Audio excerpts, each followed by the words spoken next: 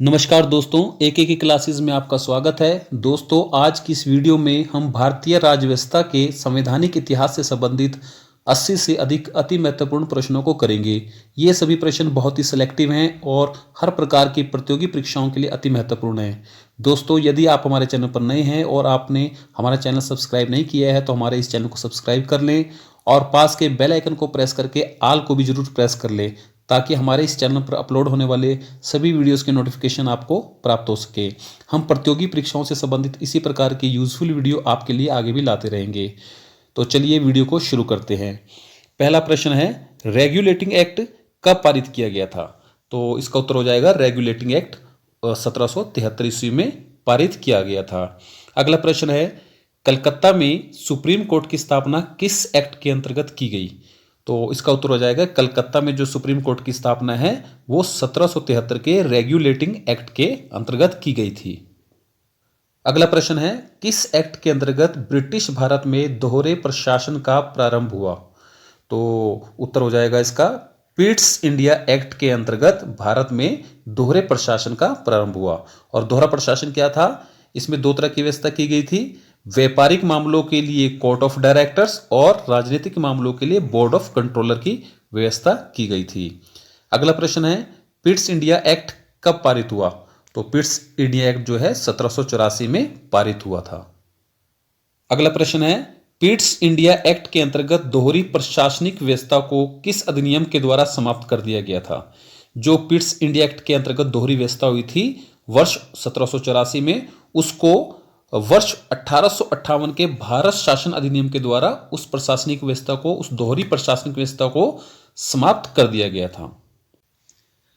अगला प्रश्न है, किस अधिनियम के द्वारा नियंत्रण बोर्ड के सदस्यों तथा कर्मचारियों को भारतीय राजस्व में से वेतन आदि देने की व्यवस्था की गई?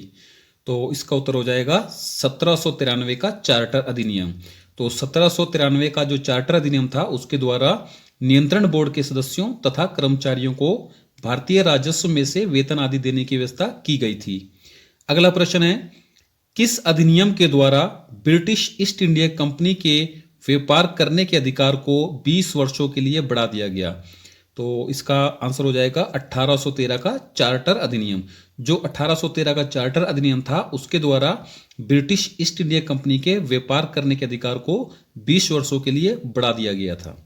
अगला प्रश्न है, किस अधिनियम के द्वारा ब्रिटिश ईस्ट इंडिया कंपनी के भारत से व्यापार करने के एकाधिकार को समाप्त कर दिया गया? तो इसका आंसर हो जाएगा 1813 का चार्टर अधिनियम। तो 1813 के जो चार्टर अधिनियम था उसके द्वारा ब्रिटिश ईस्ट इंडिया कंपनी थी, उसके जो भारत के साथ एकाधिकार उनको प्राप्त थे उसको समाप्त कर दिया गया था। अगला प्रश्न है, किस अधिनियम के द्वारा ब्रिटिश ईस्ट इंडिया कंपनी के व्यापारिक अधिकार पूरी तरह से समाप्त कर दिए गए? तो इसका आंसर हो जाएगा 1833 का चार्टर अधिनियम। तो 1833 का जो चार्टर अधिनियम था उसके द्वारा ब्रिटिश ईस्ट इंडिया कंपनी के जो व्यापार करने के जो अधिकार थे उनको समाप्त कर दिया गया था, और जो अब उनका काम जो है भारत पर ब्रिटिश सरकार की ओर से शासन करना रह गया था, और उनके जो व्यापारिक अधिकार थे वो पूरी तरह से समाप्त कर दिए गए थे। अगला प्रश्न है, किस अधिनियम के द्वारा ब्रिटिश ईस्ट इंडिया कंपनी का कार्य ब्रिटिश सरकार की ओर से भारत पर शासन करना मात्र रह गया था? तो इसका आंसर हो जाएगा 1833 का चार्टर अधिनियम। जो 1833 का चार्टर अधिनियम था उसके द्वारा ब्रिटिश ईस्ट इंडिया कंपनी के जो व्यापार करने के अधिकार थे उनको समाप्त करके उनको केवल जो है भारत पर शासन करने का अधिकार उनको दिया गया कि आप जो है व्यापार नहीं करेंगे अब, और केवल भारत पर ब्रिटिश सरकार की ओर से शासन करने का कार्य करेंगे। अगला प्रश्न है, बंगाल के गवर्नर जनरल को किस अधिनियम के तहत भारत का गवर्नर जनरल कहा जाने लगा? तो 1833 का चार्टर अधिनियम के द्वारा बंगाल के गवर्नर जनरल को भारत का गवर्नर जनरल कहा जाने लगा। अगला प्रश्न है, विधि आयोग की नियुक्ति की व्यवस्था किस अधिनियम के अंतर्गत की गई? तो इसका उत्तर हो जाएगा 1833 का चार्टर अधिनियम। तो 1833 का चार्टर अधिनियम के द्वारा भारत में एक विधि आयोग की नियुक्ति का प्रावधान किया गया था। अगला प्रश्न है, महत्वपूर्ण पदों को प्रतियोगी परीक्षाओं के माध्यम से भरने की व्यवस्था किस अधिनियम के द्वारा की गई? तो इसका आंसर हो जाएगा 1853 का चार्टर अधिनियम। तो 1853 के चार्टर अधिनियम के तहत जो है महत्वपूर्ण पदों को प्रतियोगी परीक्षाओं के माध्यम से भरने की व्यवस्था की गई थी। अगला प्रश्न है, किस अधिनियम के द्वारा ब्रिटिश भारत का शासन कंपनी से छीनकर ब्रिटिश क्राउन को सौंप दिया गया? तो उत्तर हो जाएगा इसका 1858 का चार्टर अधिनियम। 1858 के चार्टर अधिनियम के तहत ब्रिटिश भारत का शासन कंपनी से छीनकर ब्रिटिश क्राउन को यानी कि ब्रिटिश ताज को सौंप दिया गया था। अगला प्रश्न है, महारानी विक्टोरिया को भारत की सम्राज्ञी कब घोषित किया गया? तो आंसर हो जाएगा 1858 में। 1858 में ब्रिटेन की जो महारानी थी, महारानी विक्टोरिया, उसको भारत की सम्राज्ञी घोषित कर दिया गया था। अगला प्रश्न है, ब्रिटिश भारत में मंत्री पद की व्यवस्था किस अधिनियम के द्वारा की गई? तो इसका आंसर हो जाएगा 1858 का चार्टर अधिनियम। तो 1858 के चार्टर अधिनियम के तहत भारत में मंत्री पद की व्यवस्था की गई थी। और अगला क्वेश्चन है, ब्रिटिश भारत में मंत्री पद की व्यवस्था किस अधिनियम के द्वारा समाप्त कर दी गई थी?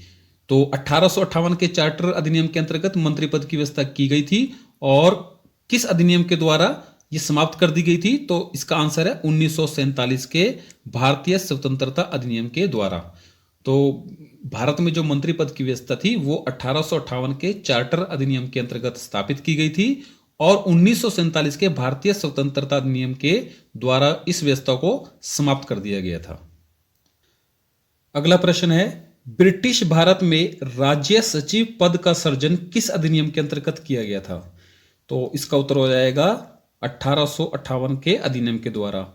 तो 1858 के अधिनियम के द्वारा भारत में राज्य सचिव पद का सृजन किया गया था। अगला प्रश्न है, ब्रिटिश भारत के प्रथम राज्य सचिव कौन थे? तो ये जो सचिव पद का सृजन किया गया था, इसके तहत जो भारत में प्रथम राज्य सचिव कौन बने थे? तो इसका उत्तर आ जाएगा Lord Stanley. Lord Stanley British Bharat के प्रथम राज्य सचिव थे। अगला प्रश्न है, भारत के प्रथम गवर्नर जनरल एवं वायसराय कौन थे? तो भारत के प्रथम गवर्नर जनरल एवं वायसराय जो थे वो लॉर्ड कैनिंग थे। अगला प्रश्न है, 15 सदस्यीय भारत परिषद का गठन किस अधिनियम के तहत किया गया? तो इसका उत्तर हो जाएगा 1858 के चार्टर अधिनियम के द्वारा। 1858 के चार्टर अधिनियम के द्वारा भारत में एक 15 सदस्यीय भारत परिषद का गठन किया गया था। अगला प्रश्न है, भारत परिषद की समाप्ति किस अधिनियम के द्वारा कर दी गई थी? तो इसका उत्तर हो जाएगा 1935 का भारत शासन अधिनियम। तो जो भारत परिषद थी जिसका निर्माण 1858 के चार्टर अधिनियम के तहत किया गया था, उसको 1935 के भारत शासन अधिनियम के तहत उसका समापन कर दिया गया, यानी कि उसको समाप्त कर दिया गया था। अगला प्रश्न है, ब्रिटिश भारत के गवर्नर जनरल को पहली बार अध्यादेश जारी करने की शक्ति किस अधिनियम से प्राप्त हुई? तो इसका आंसर हो जाएगा 1861 का भारत शासन अधिनियम। तो 1861 का भारत शासन अधिनियम था, उसके अंतर्गत जो है ब्रिटिश भारत के जो गवर्नर जनरल हुआ करते थे उनको अध्यादेश जारी करने की शक्ति प्राप्त हुई थी। अगला प्रश्न है, विभागीय प्रणाली का प्रारंभ किस अधिनियम के द्वारा हुआ? तो इसका उत्तर हो जाएगा 1861 का भारत शासन अधिनियम। 1861 के भारत शासन अधिनियम के द्वारा भारत में विभागीय प्रणाली का प्रारंभ किया गया था। अगला प्रश्न है, भारतीय राष्ट्रीय कांग्रेस की स्थापना कब और किसके द्वारा की गई? तो इसका उत्तर हो जाएगा भारतीय राष्ट्रीय कांग्रेस की स्थापना वर्ष 1885 में A.O. ह्यूम के द्वारा की गई थी। अगला प्रश्न है, अप्रत्यक्ष चुनाव प्रणाली का आरंभ किस अधिनियम के द्वारा हुआ? तो इसका उत्तर हो जाएगा अप्रत्यक्ष चुनाव प्रणाली का जो आरंभ है वो 1892 के भारत शासन अधिनियम के द्वारा हुआ। अगला प्रश्न है, किस अधिनियम के तहत बजट पर बहस करने एवं कार्यकारिणी से प्रश्न पूछने की शक्ति प्राप्त हुई? तो इसका उत्तर हो जाएगा 1892 का भारत शासन जो अधिनियम था उसके द्वारा बजट पर बहस करने और कार्यकारिणी से प्रश्न पूछने की शक्ति प्राप्त हुई थी। अगला प्रश्न है, 1909 के भारत शासन अधिनियम को किस अन्य नाम से भी जाना जाता है? तो उत्तर हो जाएगा 1909 का जो भारत शासन अधिनियम था उसको मार्ले मिंटो सुधार के नाम से भी जाना जाता है। अगला प्रश्न है, मुस्लिम समुदाय के लिए पृथक प्रतिनिधित्व अथवा अतिरिक्त निर्वाचक मंडल का उपबंध किस अधिनियम में किया गया था? तो इसका उत्तर हो जाएगा 1909 का जो मार्लियामेंटो सुधार था उसके अंतर्गत मुस्लिम समुदाय के लिए अलग से प्रतिनिधित्व या अलग निर्वाचक मंडल की जो व्यवस्था वो की गई थी। अगला प्रश्न है 1909 के भारत शासन अधिनियम अथवा मार्लियामेंटो सुधार जो था उसमें किस बात की व्यवस्था की गई थी? तो इसका उत्तर हो जाएगा 1909 का जो भारत शासन अधिनियम था उसमें सांप्रदायिक प्रतिनिधित्व का जो प्रावधान किया गया था। अगला प्रश्न है किस अधिनियम को मॉन्टेग्यू चेम्सफोर्ड सुधार योजना के नाम से जाना जाता है? तो इसका उत्तर हो जाएगा 1919 के भारत शासन अधिनियम को मॉन्टेग्यू चेम्सफोर्ड सुधार योजना के नाम से जाना जाता है। तो 1919 का जो ये भारत शासन अधिनियम है जब ये लागू हुआ था उस समय इस अधिनियम के पारित होने के समय लॉर्ड मॉन्टेग्यू जो भारत सचिव थे और लॉर्ड चेम्सफोर्ड भारत के वॉइसरॉय थे और इन दोनों के नाम से इस योजना को मॉन्टेग्यू चेम्सफोर्ड सुधार योजना के नाम से जाना जाता है। अगला प्रश्न है प्रांतों में द्वैध शासन प्रणाली को किस अधिनियम के द्वारा लागू किया गया था? तो इसका उत्तर हो जाएगा 1919 के भारत शासन अधिनियम के द्वारा प्रांतों में द्वैध शासन प्रणाली को लागू किया गया था। तो ये द्वैध शासन जो प्रणाली है ये प्रांतों में लागू हुई थी 1919 के भारत शासन अधिनियम के द्वारा। अगला प्रश्न है वर्ष 1922 में यह कथन किसने कहा था कि भारतीय संविधान भारतीयों की इच्छा अनुसार होगा? तो ये कथन 1922 में महात्मा गांधी के द्वारा कहा गया था कि भारतीय संविधान जो है वो भारतीयों की इच्छा अनुसार ही बनेगा या होगा। अगला प्रश्न है किसके द्वारा वर्ष 1924 में यह कहा गया था कि भारतीय संविधान के निर्माण, यहाँ पे की लिखा गया है के है, भारतीय संविधान के निर्माण के लिए संविधान सभा का गठन किया जाए? तो इसका आंसर हो जाएगा वर्ष 1924 में मोतीलाल नेहरू जी के द्वारा यह कहा गया था कि भारतीय संविधान के निर्माण के लिए संविधान सभा का गठन किया जाए। अगला प्रश्न है साइमन कमीशन की नियुक्ति कब की गई? तो इसका उत्तर हो जाएगा साइमन कमीशन की जो नियुक्ति है वो 5 नवंबर 1927 को की गई थी। अगला प्रश्न है साइमन कमीशन के अध्यक्ष कौन थे? तो इसका उत्तर हो जाएगा sir John Simon Simon commission के अध्यक्ष थे। तो इस कमीशन में कुछ अन्य सदस्य भी थे जिनमें हाउस ऑफ लॉर्ड से बर्नहम और स्ट्रथकोना, कंजर्वेटिव पार्टी यानी कि रूढ़िवादी दल से लेन फॉक्स और कैडेगन, और लेबर पार्टी से जो है एटली और बर्लोन हार्ट शॉन इस कमीशन के अन्य सदस्य थे।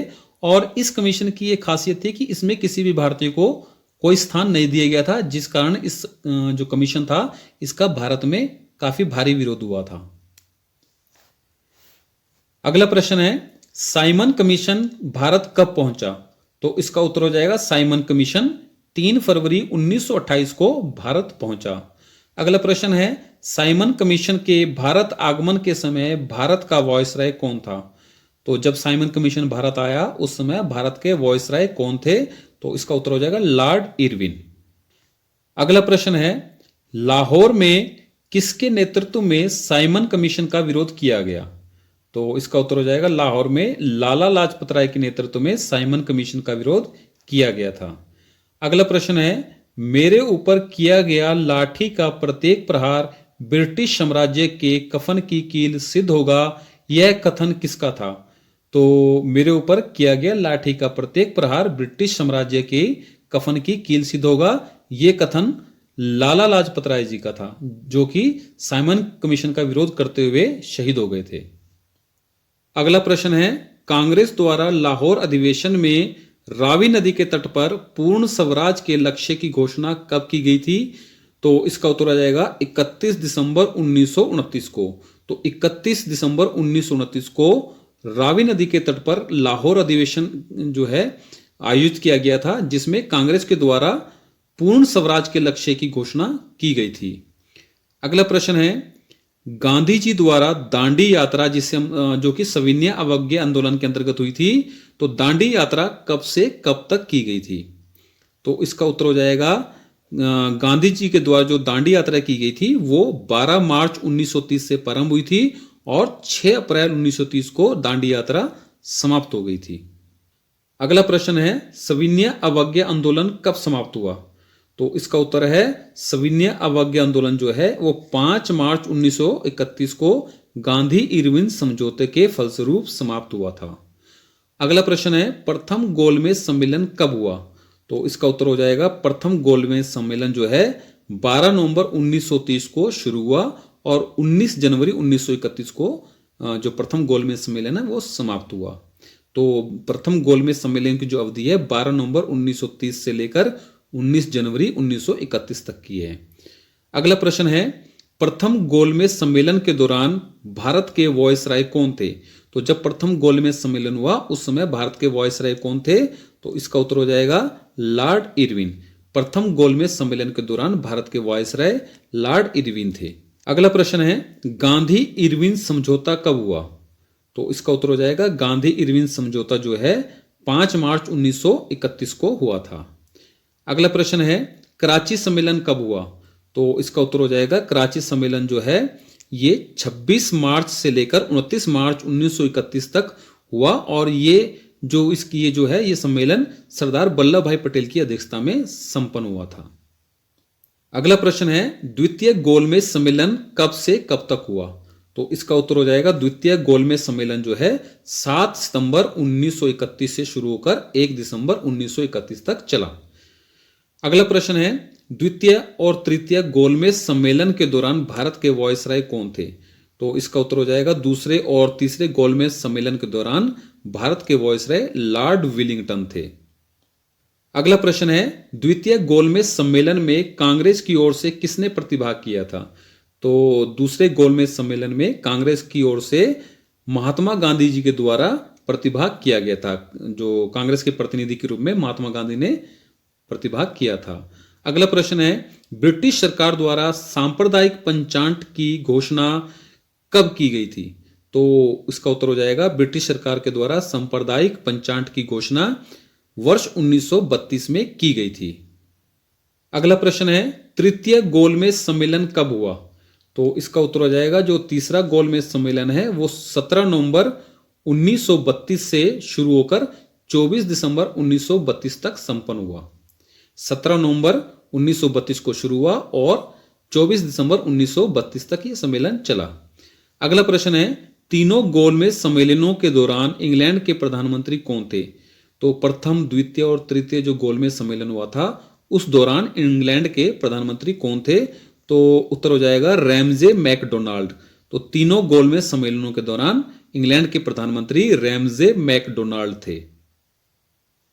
अगला प्रश्न है तीनों गोलमेज सम्मेलनों में किसने भाग लिया? तो इसका उत्तर हो जाएगा डॉक्टर भीमराव अंबेडकर तथा तेज बहादुर सप्रू के द्वारा तीनों गोलमेज सम्मेलनों में प्रतिभाग किया गया था। अगला प्रश्न है तीनों गोलमेज सम्मेलनों में भाग लेने वाली एकमात्र महिला कौन थी? तो इसका उत्तर हो जाएगा तीनों गोलमेज सम्मेलनों में भाग लेने वाली एकमात्र महिला बेगम जहां आरा शाहनवाज थी। अगला प्रश्न है 1932 में हस्ताक्षरित पूना पैक्ट में बी.आर. अम्बेडकर और महात्मा गांधी के मध्य हुए समझौते का मुख्य प्रावधान क्या था? तो जो पूना पैक्ट हुआ था और पूना पैक्ट कब हुआ था 1932 में। तो ये भी सन आपको यहां ध्यान में रखना है कि पूना पैक्ट कब हुआ था 1932 में और किसके बीच में हुआ था? बी.आर. अम्बेडकर और महात्मा गांधी जी के बीच में हुआ था। तो इस जो पूना पैक्ट हुआ था इसका मुख्य प्रावधान क्या था? तो इसका आंसर हो जाएगा हरिजनों के लिए आरक्षण सहित संयुक्त निर्वाचन क्षेत्र का प्रावधान इसमें किया गया था। जो हरिजन वर्ग थे उनके लिए आरक्षण सहित संयुक्त निर्वाचन क्षेत्र का इसमें प्रावधान किया गया था। अगला प्रश्न है प्रांतों में द्वैध शासन प्रणाली को किस अधिनियम के द्वारा समाप्त किया गया? यानी कि द्वैध शासन प्रणाली को समाप्त कर दिया गया और प्रांतों को प्रांतीय स्वायत्ता प्रदान की गई थी। तो ये प्रांतीय स्वायत्ता थी या फिर द्वैध शासन प्रणाली का जो अंत था ये किस अधिनियम के द्वारा किया गया था? तो 1935 के भारत शासन अधिनियम के द्वारा। तो 1935 का जो भारत शासन अधिनियम था उसके द्वारा जो प्रांतों में द्वैध शासन प्रणाली लागू थी उसको समाप्त कर दिया गया और प्रांतों को पूर्ण रूप से स्वायत्ता प्रदान की गई थी। अगला प्रश्न है केंद्र में द्वैध शासन प्रणाली की स्थापना किस अधिनियम के द्वारा की गई थी? तो इसका उत्तर हो जाएगा 1935 के भारत शासन अधिनियम के द्वारा। तो 1935 का जो भारत शासन अधिनियम था उसके द्वारा प्रांतों में जो द्वैध शासन प्रणाली थी उसको तो समाप्त कर दिया गया, परंतु केंद्र में द्वैध शासन प्रणाली को लागू कर दिया गया था। अगला प्रश्न है 1935 के भारत शासन अधिनियम में कितनी धाराएं और अनुसूचियां थी? तो 1935 का जो भारत शासन अधिनियम था उसमें कितनी धाराएं थी और कितनी अनुसूचियां थी? तो इसका उत्तर हो जाएगा 1935 के भारत शासन अधिनियम में 451 धाराएं थी और 15 अनुसूचियां थी। अगला प्रश्न है स्वतंत्रता के बाद भारत का संविधान लागू होने तक देश का शासन किस अधिनियम के अंतर्गत चलाया गया? तो जब भारत स्वतंत्र हो गया तो स्वतंत्रता के बाद संविधान लागू होने तक भारत को जो शासन है वो 1935 के भारत शासन अधिनियम के द्वारा चलाया गया था। अगला प्रश्न है संविधान सभा के विचार का औपचारिक रूप से प्रतिपादन किसके द्वारा किया गया था? तो इसका उत्तर हो जाएगा M.N. राय के द्वारा। M.N. राय के द्वारा संविधान सभा के विचार का औपचारिक रूप से प्रतिपादन किया गया था। अगला प्रश्न है कांग्रेस ने किस वर्ष यह प्रस्ताव पारित किया कि भारतीय संविधान का निर्माण बिना किसी बाहरी हस्तक्षेप के भारतीय जनता द्वारा किया जाएगा? तो इसका उत्तर हो जाएगा वर्ष 1936 में। तो वर्ष 1936 में कांग्रेस ने एक प्रस्ताव पारित किया गया था जिसमें यह प्रावधान किया गया था कि जो भारतीय संविधान का निर्माण है उसमें किसी भी प्रकार का बाहरी हस्तक्षेप नहीं होगा, बल्कि वो भारतीय संविधान जो है भारतीय जनता के द्वारा ही बनाया जाएगा। अगला प्रश्न है वयस्क मताधिकार के आधार पर संविधान सभा के गठन की मांग वर्ष 1938 में किसके द्वारा की गई थी? तो इसका उत्तर हो जाएगा जवाहरलाल नेहरू के द्वारा।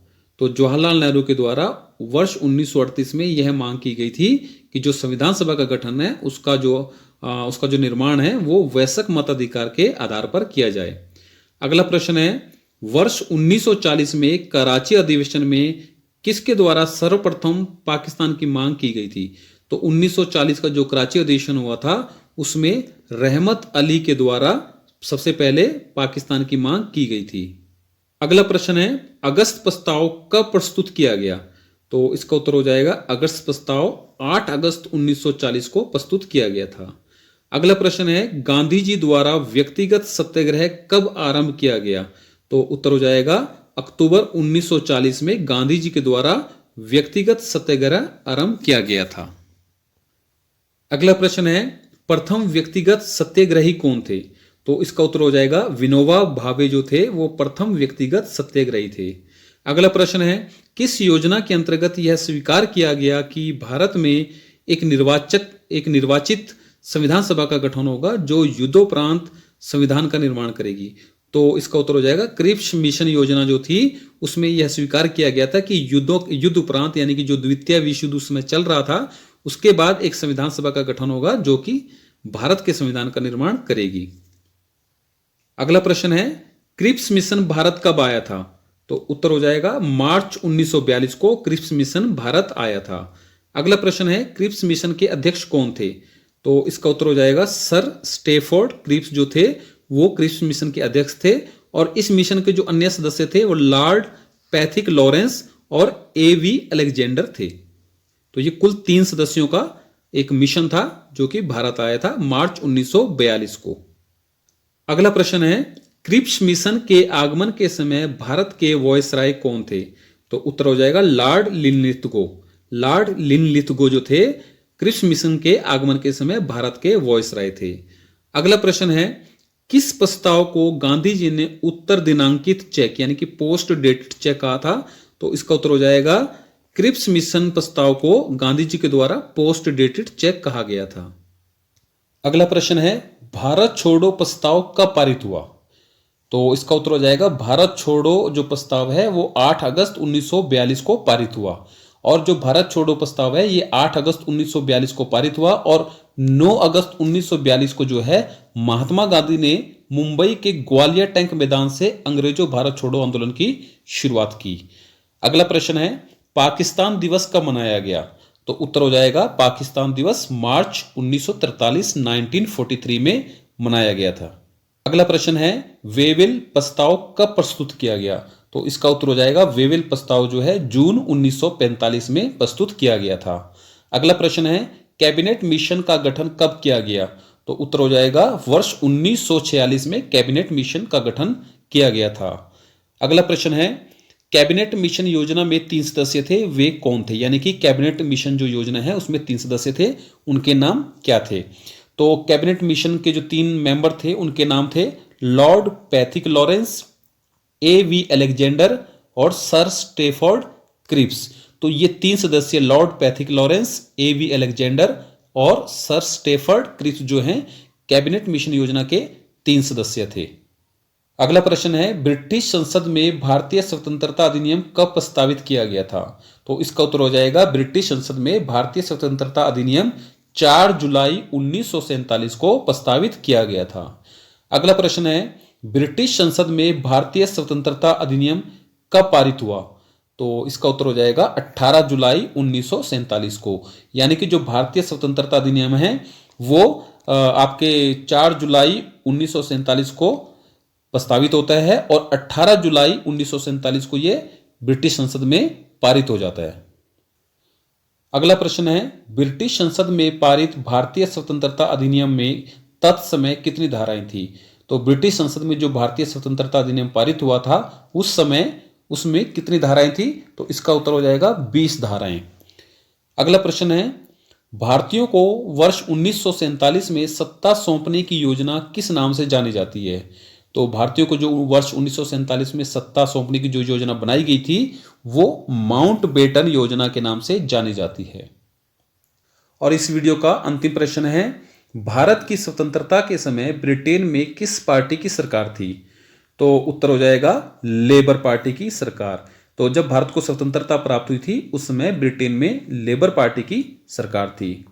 तो दोस्तों इसी के साथ ये वीडियो यहाँ पर कंप्लीट होता है। अगर आपको ये वीडियो पसंद आया हो तो इस वीडियो को लाइक कीजिए, अपने दोस्तों के साथ अधिक से अधिक शेयर कीजिए, चैनल को सब्सक्राइब कीजिए। तो चलिए मिलते हैं नेक्स्ट वीडियो में, तब तक के लिए गुड बाय।